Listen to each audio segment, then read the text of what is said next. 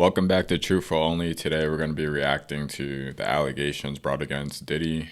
At the end of the day, they are allegations. Nothing has been confirmed, so we can't consider him guilty. We all may have our opinions on the situation. As all the evidence kind of points against him, we can't make that assertion that, he's automatically guilty.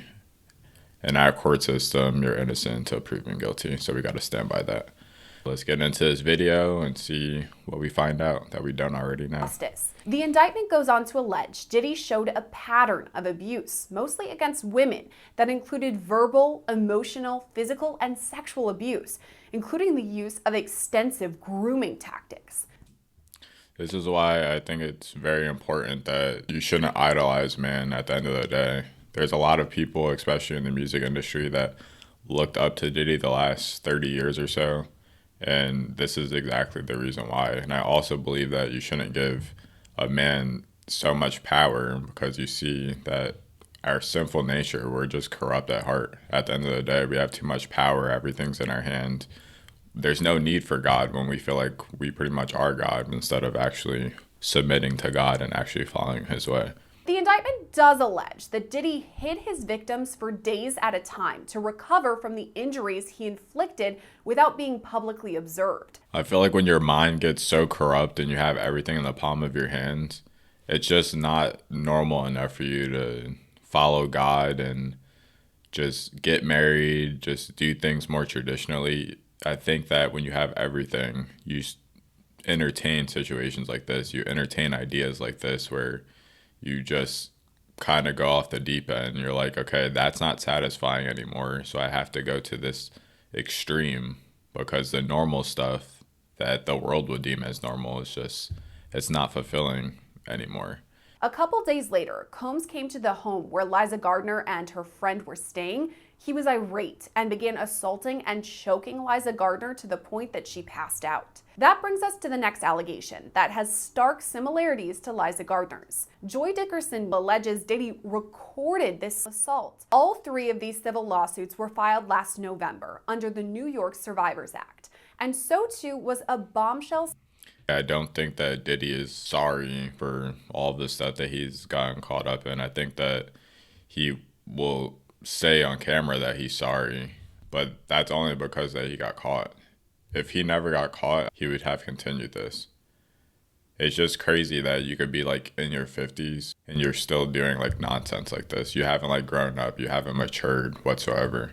Then at the same time, he also like professes God, like he'll just throw it in here or there, but you're not representing God. You're doing your own thing, and then you want to put God at the end of it.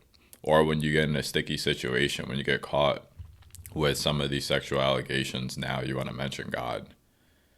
It's either you're going to live for God or you're not. You can't serve two masters. It's either you're going to serve the devil or you're going to serve God. And I think that there has to be a point in your life where you actually make that decision what you're going to do. You can't continue to go through your life 50 years old and you're continuing to be 1 foot in, 1 foot out. Civil suit filed by Cassandra Ventura, Diddy's ex-girlfriend, who's also known as the singer Cassie. It was with Cassie's lawsuit that we first heard in-depth accusations about Diddy's alleged illegal activity. To start, Yeah, and I think it's encouraging that Cassie came out to say anything in the first place. You've seen that he has done this to many women and nothing has been brought about it. But since she vocalized it, I think earlier this year or last year, and brought it to the attention of the public, this guy has been doing this stuff since the 90s, and there has been no accountability, because a lot of people probably have been participating or also scared to actually speak up of their victims in this situation. Lil Rod alleges that Diddy forced him to have sex with prostitutes and even drugged Lil Rod to get him to comply. On top of these sexual assault allegations, Lil Rod's lawsuit also alleges that Diddy ran a gun and drug trafficking scheme. He says there are hundreds of hours of footage and audio recordings of Mr.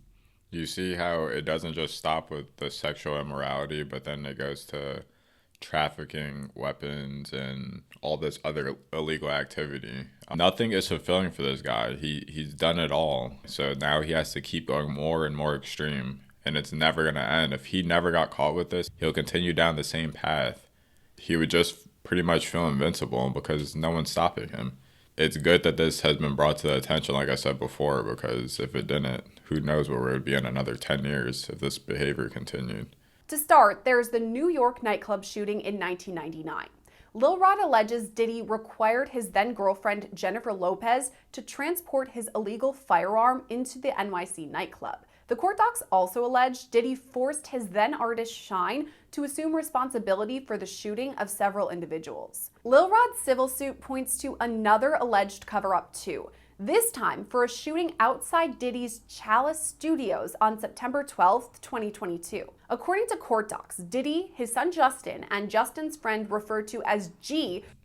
And this is a man that's controlled by the devil. He's not doing anything positive for society whatsoever. It just seems like he's just ruining people's lives with sexual immorality, drugs, just getting them in all sorts of types of trouble. The worst part about it is this guy has kids. I don't know how many kids he has. I know these are his 3 sons, and I believe he has 2 daughters. So you have kids, and this is the example that you're leaving behind. And this is what they're probably going to follow. Monkey see, monkey do. They're a product of their environment. If they're seeing their father do these acts or these allegations that are being brought forward, what makes you think that they're going to be any different? It's going to be a miracle for them to go the opposite direction and actually do better for themselves. But you're just not setting them up appropriately. Grace Omar K alleges that Christian Combs sexually assaulted her on a yacht in December 2022, and all this was facilitated by Diddy. That suit was filed in April, and in May, former model Crystal McKinney filed suit. See, there's no surprise here. If he's acting this way, it's not going to be a surprise when his kids get caught up in all of this trouble as well. They're being influenced by their father. The dude's probably 21, 22 years old, his son. He's probably been seeing this for a bigger portion of his life. He's not really taught any better. And then if you have the father influencing it, it's more peer pressure at that point. Now he has to kind of walk in these footsteps, even though he probably knows that instinctively the direction that he's supposed to be going. But if his father's doing it and his father's telling him to do it, what makes you think he's not going to do it? If there is a conviction, what sort of sentence could he face? Multiple years behind bars? Under the sentencing guidelines, which are not binding on a court, he's looking at significant time. Probably my back of the envelope arithmetic calculation is at least 10 years. At least. I don't know how people can do acts like this for so long and ruin so many people's lives and they only at least get 10 years. I think for the damage that you have done to people's lives and the credibility that you have ruined for many other people, and that's only what we know. If you're so naive to think that P. Diddy and Jeffrey Epstein are the only people kind of carrying out these acts, those are just 2 individuals that have been caught. There's so many more individuals, I'm sure, out there that you would never know of, and they get away with it for so long until it's brought to the attention of the media. They probably feel invincible because nobody's going to stop them, or no one has stopped them yet. I mean, this is someone who is at the top of the public sphere in terms of reverence, in terms of respect, in terms of what they mean to the city and to the community. And for it to turn around this fast, I think we have to look directly at Cassie and her lawsuit filed on November 16th. And even though they settled it a day later, again, the details of what was alleged got out there. There's no way that somebody's going to accuse me of something and then I'm just going to settle on it just to kind of move on from it. I know if somebody is falsely blaming me or accusing me of doing something, I'm not going to settle on something if I know that it's something I didn't do. So the reason I think he settled on it so fast, and I think it's pretty obvious to the public, is because he knew that he was guilty and it would probably cost him more to fight it. And just fighting it and then also having a guilty verdict, I think that would ruin your reputation even more. He was probably hoping that once he settled, that all of this will kind of just get swept under the rug and he never had to worry about it ever again. You just see how one person came forward and then multiple people started to come forward. What that really did, just like the Me Too movement, it started other people who are alleged victims of his thinking, well, maybe now is my time to come forward. If in fact that they felt threatened by Diddy, if in fact they were coerced not to say anything. People like this bring upon like a righteous anger because they're just bullies. You have all this power, and because people may be a lower status than you, you think that you can kind of just use them as your little rag dolls and kind of do whatever you wish with them.